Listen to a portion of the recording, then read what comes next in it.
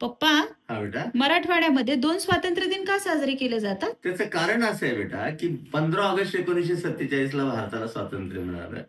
परंतु आपण ज्या मराठवाडा हा जो भाग आहे, हा भाग निजामाच्या अखत्यारीमध्ये येत होता. म्हणून 15 ऑगस्टला जरी भारताला स्वातंत्र्य मिळालेलं असलं तरी तब्बल 13 महिन्यांनी मराठवाडा हा स्वतंत्र झाला. म्हणजे याला हैदराबाद मुक्ती संग्राम असंही म्हटलं जातं आणि मराठवाडा मुक्ती संग्राम असंही म्हटलं जातं.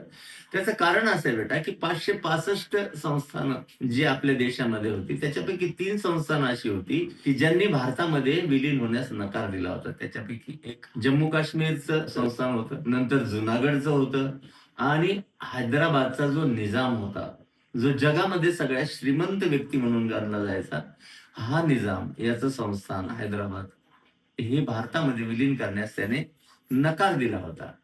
आणि म्हणून तब्बल 10 ते 11 वर्ष स्वामी रामानंद तीर्थ यांच्या नेतृत्वाखाली हैदराबाद मुक्ती संग्रामाची म्हणजेच मराठवाडा मुक्ती संग्रामाची चळवळ आंदोलन सुरू झालं आणि सशस्त्र संघर्ष बेटा तब्बल 11 वर्ष या सगळ्या स्वातंत्र्य सैनिकांना, मग स्वामी रामानंद तीर्थापासून ते दगडाबाई शेळकेपर्यंत या सगळ्यांना म्हणजे अनेक जे स्वातंत्र्य सैनिक आहेत त्यांनी या आंदोलनामध्ये आपलं बलिदान दिलं. इतकंच नाही बेटा, तर हैदराबादमध्ये तुला सांगतो इमरोज नावाचं उर्दू वर्तमानपत्र होतं आणि या वृत्तपत्राचा संपादक शोएबुल्ला खान हा मुस्लिम असूनही हैदराबाद मुक्ती संग्रामाच्या आंदोलकांना सपोर्ट करत होता, सहाय्य करत होता. म्हणून त्याचा जो निजामाचा जो कासिम रजवी म्हणून जो होता, जो रजाकार, जो लातूरचा वकील होता, परंतु रजाकार संघटना त्याने हैदराबादच्या निजामाकडे तो गेला आणि तिथे ही संघटना त्याने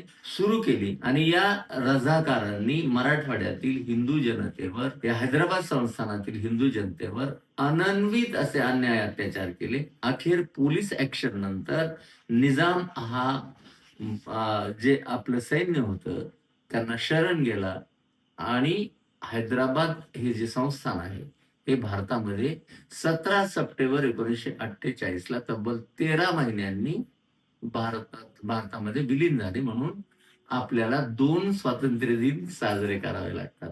लक्षात आलं बेटा तुझ्या?